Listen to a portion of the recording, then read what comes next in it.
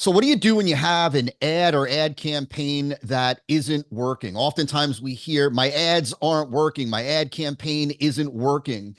And the reality is that you need to understand where that problem is coming from. Where is the constraint? What is the issue that needs to be fixed so the ad can scale?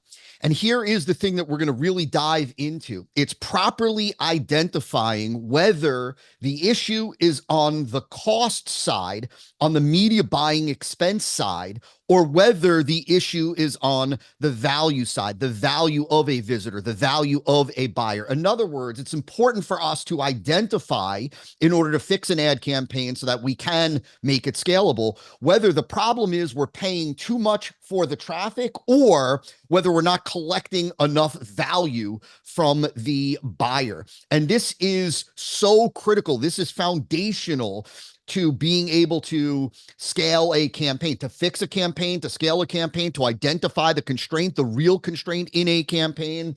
And I know, John, that you see this all the time. In fact, you started to share with me a story about, somebody that you spoke to last week. And so share that story, and then we'll dive into helping folks understand the importance of both of those metrics, understanding how to identify the constraint, and understanding where the real kind of scale comes from in those. And so talk a little bit about that conversation. Yeah, so I had a conversation last week with a potential client, and they're spending they're roughly overall between their Facebook, they're doing some Google, and they're also doing some Amazon ads. So they have an e-commerce brand. I won't mention who they are, obviously, but they're spending about $70,000 a month on ads. And they came to me, and part of when they came, they filled out a little form, and on the form they're like, "Oh, the issue is we're paying too much for a customer right now." So they had identified their big problem that they want solved as that they wanted to reduce their ad costs. So we actually had a look at things, and the reality was when we actually dove in and looked at the actual problem and actually went through the process of identifying where the real constraint was, their CPA wasn't really the issue at all. Like the real issue was that they were selling a product for, I think their price point is $69 is their front end price point, and their AOV is something like $74. And their CPA on the product was really good when you look at it. Like their CPA was about 35 to $40, which in my mind, when I seen that immediately, I was like, okay, this to me, this is obvious. Like to me, this is like the constraint is not your CPA. Like reducing down your costs is not what you should be focusing on here. And what you should be focusing on is the other side of the coin in terms of, okay, when people buy, when we looked at the actual numbers, the number of people that were buying a second purchase in their funnel, and they did have a funnel. Now it was a bare bones funnel, but there was some upgrade options in there. But like virtually nobody was taking any of the upgrades. So like it opened up to me. I said to the client, or the potential client, was like, look, we can go blue in the face trying to bring down your CPA, but the real opportunity to open up scale, and by open up scale, what the client what they said that they wanted was they'd love to be spending 100, 150K per month across all of the mediums consistently, but they don't feel that they can do that now based on their current numbers. And I says, well, like the reality is we can, and we can do it even with our CPA going even higher, because if we can optimize your AOV and get your AOV, at a $69 price point, we should be looking to get your AOV well above $100. Like with a couple of upgrades, with second chance offers and everything else, there's no reason why we can't get your AOV to above $100. And like they hadn't, it never entered their conversation, it never entered their mind. And more importantly, like their agency that they were currently working with and are currently working with, it never entered their minds either. And to me it was obvious, but unfortunately a lot of people did, they kind of just look at that one thing, and then when the ads aren't working, they focus on fixing the ads, when the reality is the ads are working. It's just you have to look at the other side of the coin as well.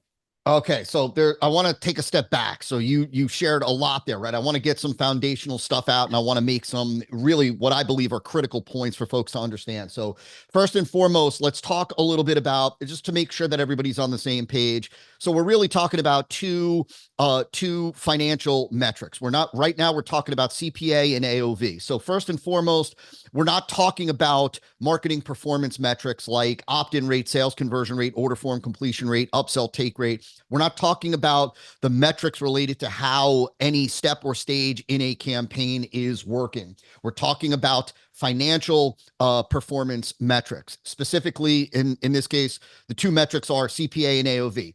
CPA in this context, what we're talking about is what does it cost to acquire a buyer, right? So how much does it cost to acquire a buyer?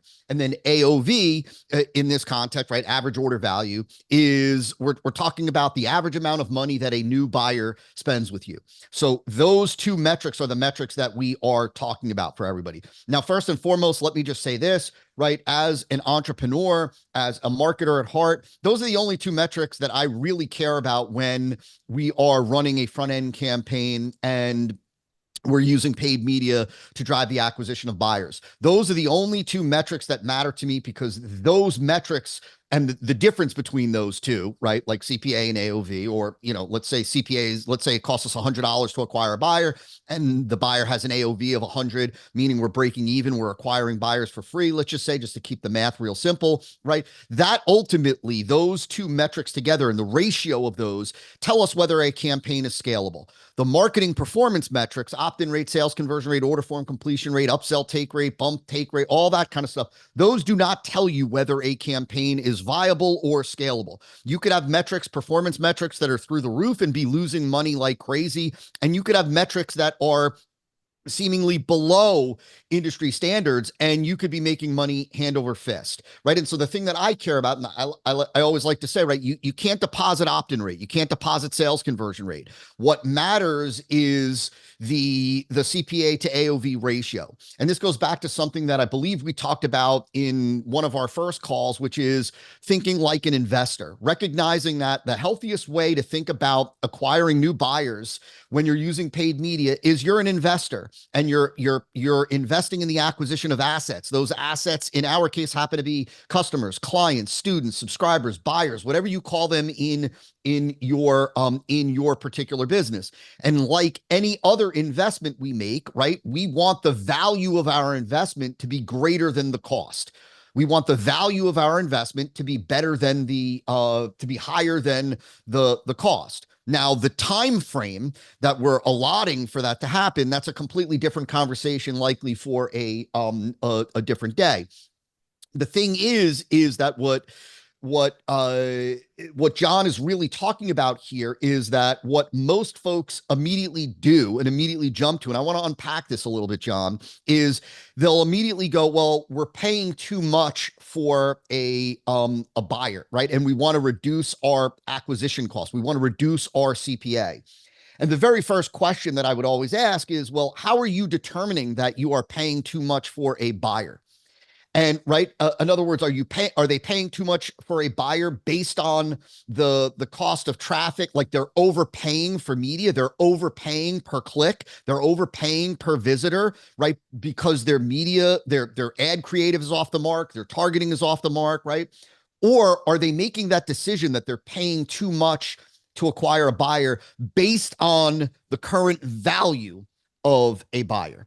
Right. And more often than not, what most entrepreneurs and marketers are doing is they're making that decision that they're determining that they're paying too much based on the value of a buyer. And the really interesting thing is that they immediately go to, I need to reduce those costs on that side of the equation, rather than going to, I need to increase the value of the asset. And the reality is that, and I know I'm going through a bunch and I want to unpack a couple things here with you, John, but the really, the really interesting thing, there's a couple things, right? Is that ultimately, like you said, John, ultimately, the more you can afford to pay to acquire a buyer, the easier this game becomes. The more you can afford to pay for a buyer, the easier this game becomes. As well, the cost of media is only going to increase on the platforms that are valuable. Therefore, if you are constantly trying to and fighting to reduce your costs, you're going against the grain. You're going against the trend, right? The reality is that the safest way to operate, the way to protect your business, the way to protect your marketing and your acquisition is to constantly prepare for higher and higher costs. And the way that you prepare for higher and higher costs is through increasing the value of the assets that you are acquiring. The higher the value of those assets, the more you can afford to spend to acquire those assets, right? But the less that those assets are worth to you, the less you can afford to spend or to invest to acquire those assets. And eventually, the folks that never focus on building up the value of the assets, the AOV, lifetime value, and the folks that only focus on trying to keep their costs down eventually are going to get priced out of the market. They're eventually going to reach a point where they're not going to be able to afford to drive traffic. So that as kind of a little bit of the backdrop, and there's so much that we can talk about as it relates to this topic of CPA and AOV.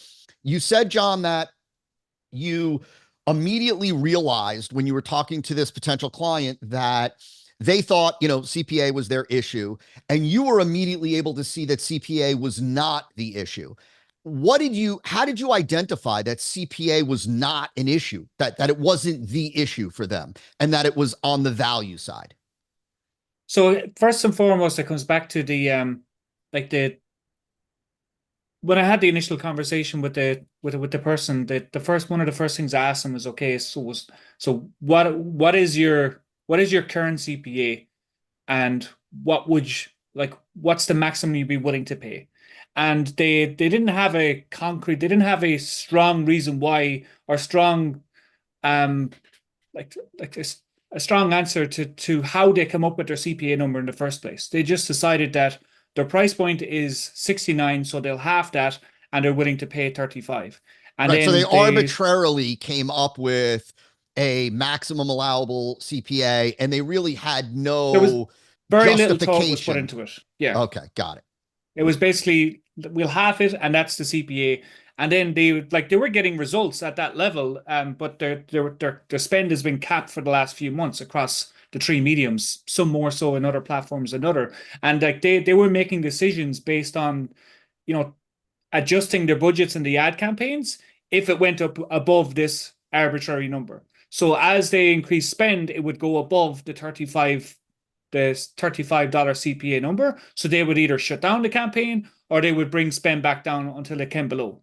And like immediately I was looking at the numbers, and because of what we know about levels of acquisition aggression, and what we know about like what their actual AOV numbers was in comparison to their like what it could be, because one of the things that stood out for me was that their price point and their AOV were very, very close together, even though they had a couple of upgrades in there. That immediately was a red flag that, okay, the upgrades are clearly not working if they're not contributing enough to on top of the front end price point. So their front end Okay, price point is 69.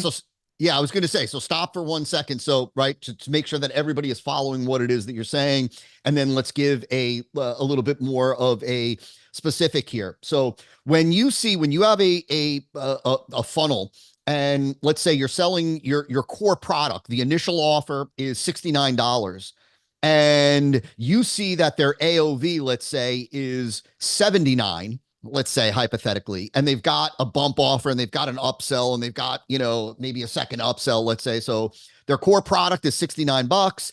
Their AOV is 79, right? Is $10 more than their core product. And they do have a bump offer and an upsell and a downsell or whatever. You're able to immediately see, right, that obviously those transaction maximization offers, the bump offer, upsell, downsell, aren't performing well because they're only contributing $10 to average order value. And so, right, so you were immediately able to see, based on their AOV and the price point of their core offer, that they weren't doing a good job of AOV contribution from their transaction maximization offers. Is that correct? Exactly, yeah. Okay. Okay.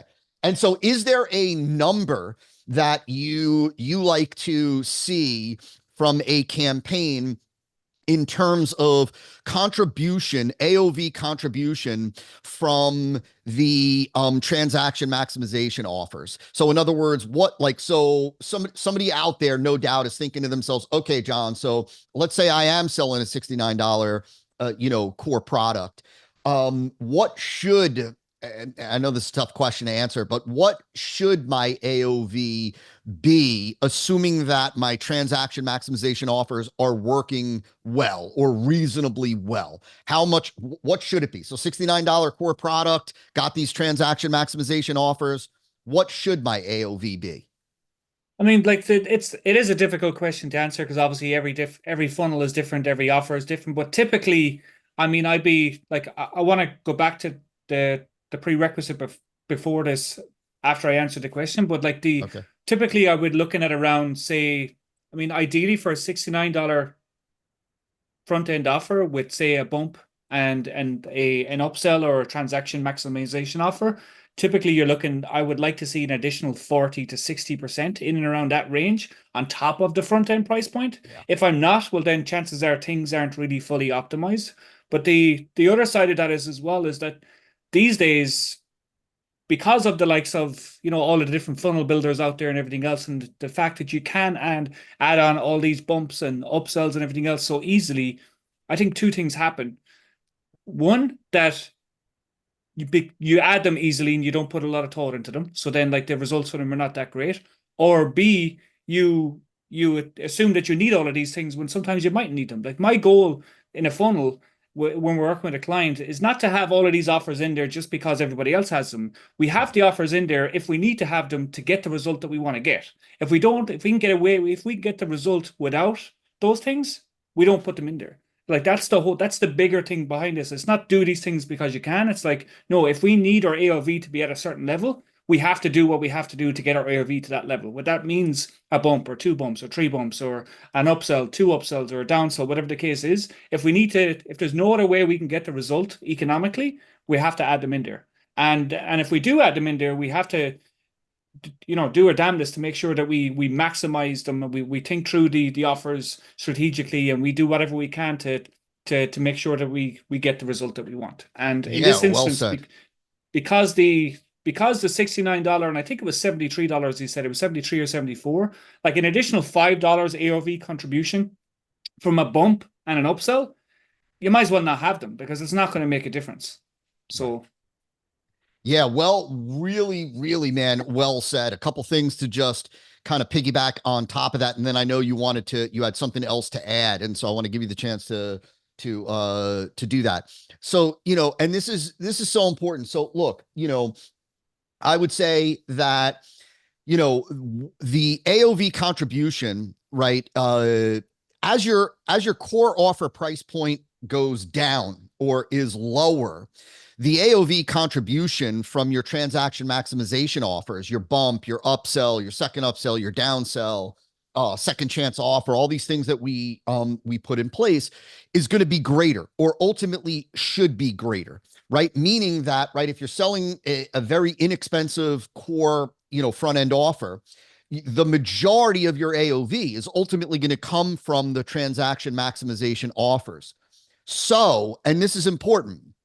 So, the amount of thought that you put into what those transaction maximization offers need to be or should be just as extensive as the thought that goes into the core offer, right? Like, and in fact, I would say that the smartest thing to do is when you are thinking about and planning the core offer, that's when you should be planning your transaction maximization offers. Like, it shouldn't be an afterthought. It shouldn't be done later on. And it certainly shouldn't be done willy-nilly where you're just throwing anything up and assuming that because I have an upsell, because I have a downsell, because I have a bump, that they're going to contribute to AOV, because you can end up in a situation where you've got a $69 core product and your AOV is 73 bucks, right? And so you really have to go the distance. And I'll take this one step further and say something that might sound crude, but I'm just going to be real, and this is the simplest way for me to explain it.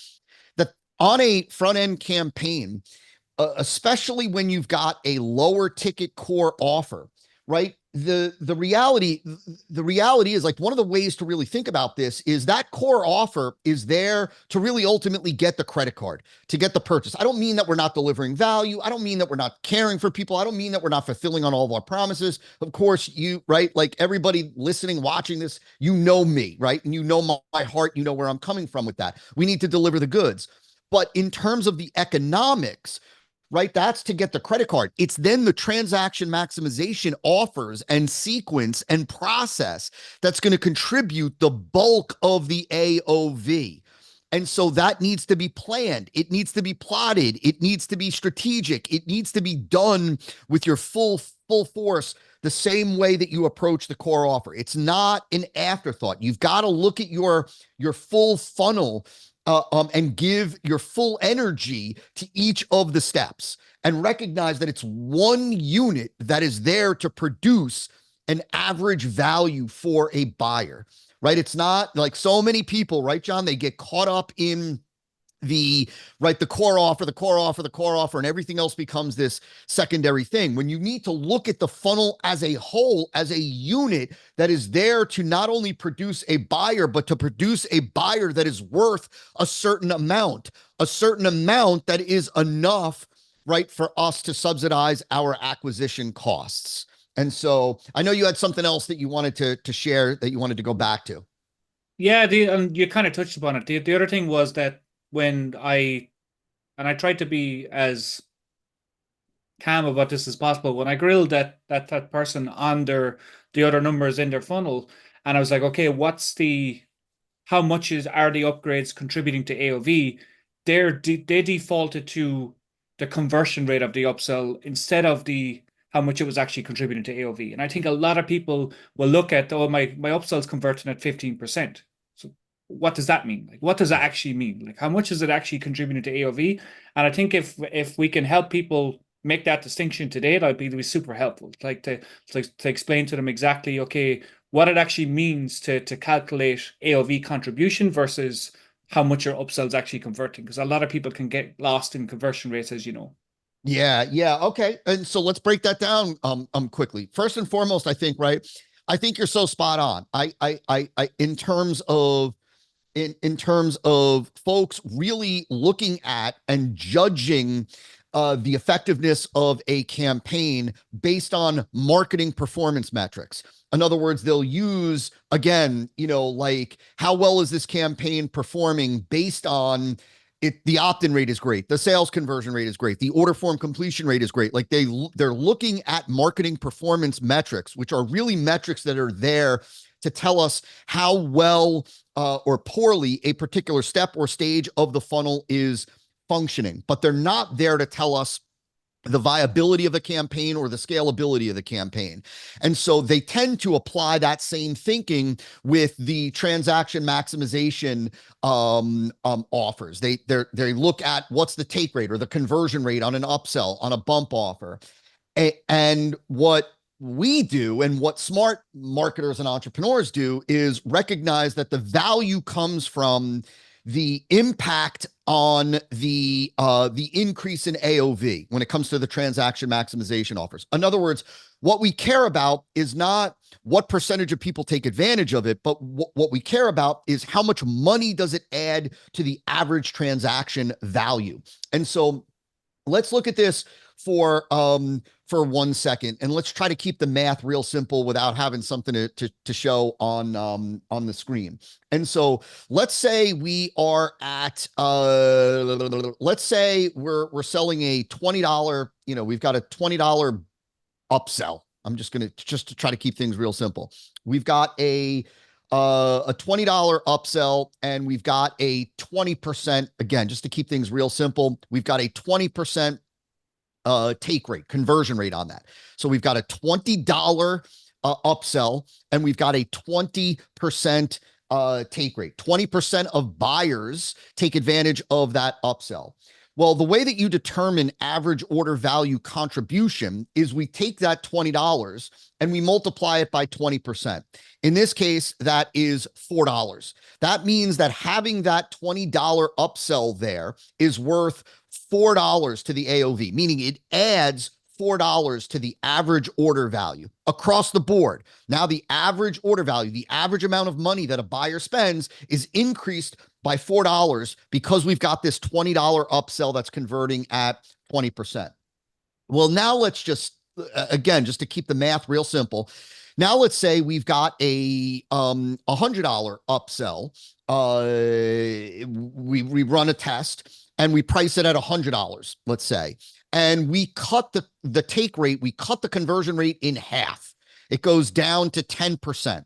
Right. And so now we've got this $100 upsell and it's only converting at 10%. So we halved the conversion rate. We cut in half the amount of people that are taking advantage of this. But now that $100 upsell and the 10% take rate, now let's look at AOV contribution. $100, 10%, that's $10.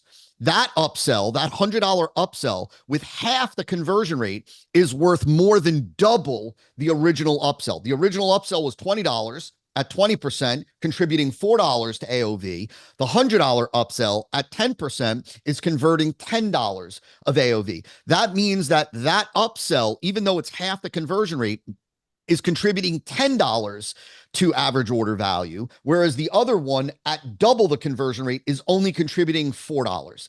And see, the game that we're playing is not a game of how high can we get the conversion rate. The game that we're playing is how high can we get the average order value contribution, because ultimately the AOV number compared to the CPA number is what determines the viability and the scalability of the campaign, not the conversion rate. Not the conversion rate on the upsell, not the 20% versus the 10%. If we were just using marketing performance metrics, we would choose the 20% over the 10%, of course. But because that is less than half of the AOV contribution, that one is the loser, regardless of the marketing performance metric being greater. And so it's important to understand, again, like we talked about, right, John, at the very, I believe in our first conversation, that we're playing an economic game, not a marketing performance game. And when you play an economic game, it's about moving the financial performance metrics. In this context, the AOV. And so anything that you would add to that, John? I don't think there's anything to add. I think you've summed it up perfectly, and I think the examples were great. And if you when you break it down, it's like it makes it super clear for people to understand that you're going from, like, people would look at you, like if you just said to them, I have an upsell converting at 10% and I have an upsell converting at 20%, which one should I go with? Like they'll automatically go to the 20%. And obviously we didn't give them the full picture, but they will just, their mind will immediately go to the 20%. But when you break it down to the actual numbers that work, like, or the actual numbers that matter, which is contribution to AOV, like it's night and day difference. It's 150% increase in AOV contribution just from that one tweak with, like worst performing marketing metrics. So I think the way you explained it is perfect. And I just hope people can get it and start to look at their own numbers and you'll start to see patterns that maybe the stuff that people have tested in the past that they've given up on because I had a low conversion rate. But if they actually go back and work out what the AOV contribution was, they might be able to switch them back in and see like their performances increase and see their AOV increase, and they're going to get unlock more scale in their campaigns because of so. So I would encourage people that are watching this to go back and look at your funnel metrics and actually work out your AOV contribution for every single one of your add-on offers and see how much are they contributing, and if people have been focusing too much on the conversion rate, to see if there's other elements that you can add in there or other offers that you can add in there, and just to get better results. Because I think like that's focusing on like you say many times, like the CPA will, like, that's always a battle trying to bring that down, and trying to bring that down, it's like it's a losing battle, because CPAs will always rise as we increase our spend. CPAs rise. The better thing to be focused on is how can we increase our AOV? How can we always be looking to increase our AOV and maximizing your AOV and honing in on and actually understanding what your AOV contribution is to start of that. Yeah, I love it, man. And we're going to unpack that in just a second. Going back to the take rate and not really caring about the take rate, but really caring more about the AOV contribution. This is why, if you've ever heard a Slack adjuster, this is why, in Starbucks, they've got the $3,000 coffee machine that somebody can purchase, even though they know that a tiny sliver of people are ever going to purchase that. But they know that right, it only takes a tiny sliver of people to purchase that coffee maker at $3,000 to radically skew the average order value, if you will, right? And so again, it really is understanding you're playing an economic game. You are an investor. You're investing in the acquisition of assets. The more that those assets are worth to you, the more you can invest to acquire those assets. The more that you can invest to acquire those assets, the easier this entire game becomes. That is how many entrepreneurs and marketers are able to dominate markets, verticals, niches, because they're able to pay a lot more than their competitors. And when they're able to pay a lot more than their competitors, they can actually use subpar marketing and still afford to acquire those buyers, right? But when you can only pay very little to acquire a buyer, your marketing has to be dialed, right? Your conversion rate has to be at the top 1% in your industry in order to be able to remain there. And that, right? And so very important. It's a completely different game that the savvy entrepreneur, the direct response entrepreneur and marketer are playing compared to the typical, which is a game of economics compared to the typical playing a game of marketing performance. So you mentioned, John, and we could probably we'll finish with this because this is a lot for people to really absorb. But you had said, and we talk often about this, that, look, at the end of the day, right? I always say that it's this scale. CPA on one side, the cost, right? And the value on the other side. And it's this constant battle, if you will, or this constant kind of endeavor, right? Like we want to, have costs here and value here, right? And certainly the higher value can be above cost, the better it is, the more profitable it is for us. But there are two ways that you can balance that scale, if you will. You can bring your cost side down, or you could bring the value side up. And we're certainly in no way, shape, or form saying that there's no value in attempting to bring costs down. But why is it much more favorable to work on the value side of the equation compared to the cost side of the equation, meaning the AOV side versus the CPA side? I mean, like there's like essentially an uncapped limit on the AOV versus like there's only so much you can bring down your cost. Like you're never going to bring your cost down to zero. There's always going to be some cost. But whereas on the AOV side, like that's essentially uncapped. It's not, obviously you're not going to get an AOV on a $7 offer to 7,000. That's not going to happen. But like it potentially, like there's, I mean, like it's basically it's capped versus uncapped, and like Yeah. you're always going to be up against it bringing down costs. And sure, there's like, I'm not saying we don't bring down costs, so we absolutely do focus on bringing down CPAs to levels where they like as much as possible, but the upside potential is always higher on the AOV side of things. Yeah, and really well said. And I'm going to say a couple of things that I think are really important for folks to understand. So, number one, right? Like, look, I'm not in any way, shape, or form. We are not in any way, shape, or form saying that that you don't want to take action to keep your CPA to lower CPA. We're in no way, shape, or form saying that. It's important to understand that there are really two main ways of bringing down your cost per acquisition. There is, of course, on the marketing performance side, increasing your conversion rate, right? Increasing conversion rate will, assuming that costs remain the same, cost per visitor, cost per click, right?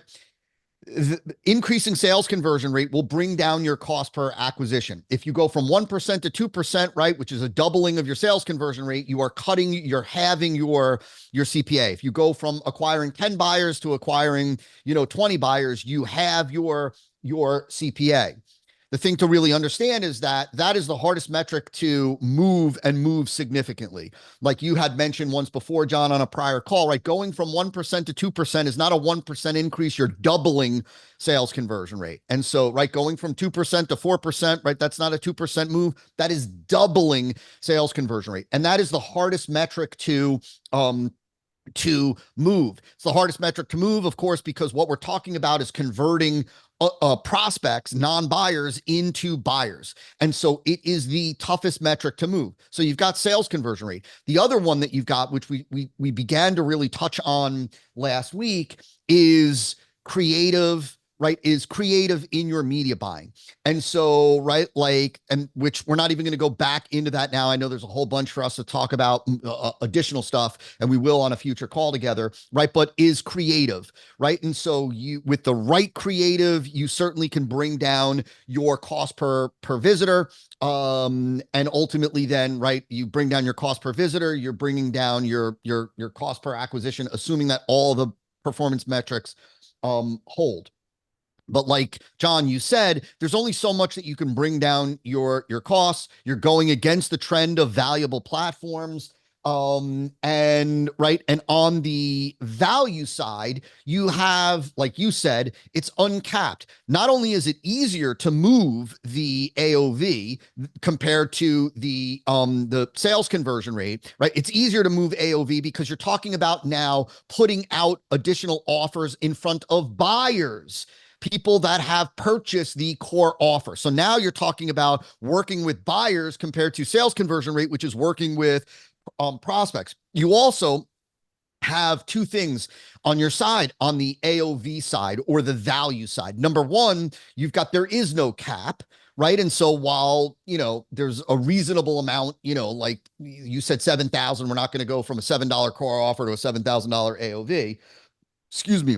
What you also have, which is not often discussed on your side, is time. Is time.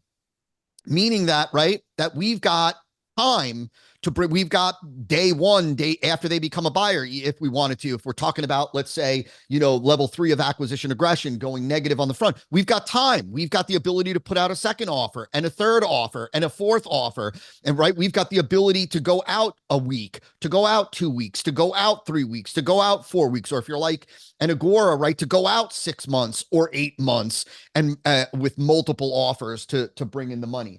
And so it's much easier to move the needle in a big way when you are focused on AOV, right? When you're focused on driving up the value of your assets. The more that you can drive up the value of those assets on day zero, the day that they become a buyer, and in future days, the easier this game becomes for you. The easier the game becomes for you. And so, John, is there anything else that you would add to that? No, it's just that what I'd love to do in a future call at some stage is discuss that whole concept of you also have time, because a lot of people are, and like ourselves included, with like we kind of default to, oh, it has to work on day Right. zero, and the reality is, like, why does it have to work? Like, well, it's like it there's no rule book out there that says you have to get the result on day zero. So why not, why not, like, get past that? And I think if we can help people get past that, I think it'd be super valuable for people. Yeah, at some point. So, what you're talking about, the monetization window, which I'm in love with, right? And really, just as a tease for a future call for you guys, what John is really talking about is that, look, you don't have to judge a campaign in terms of its value or its viability, even merely based on that one campaign. In other words, you're not, you're in the business of acquiring assets that are worth more to you than what it costs you to acquire those.